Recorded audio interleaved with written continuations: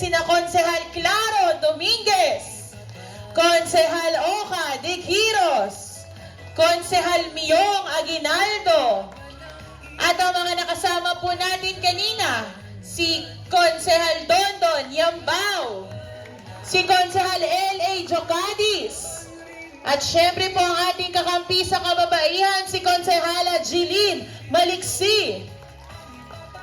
At baka malimutan niyo po ako, Attorney Dulce Sakilayan Delmo. At syempre po, kanina kasama natin ang ating Congressman Emmanuel Maliksi. At eto na nga ang ating bagong Mayor, R.R. Lacson.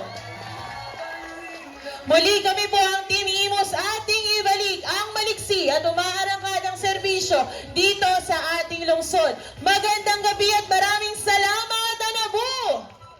Maaari po ba kaming magpa-picture? Thank you po!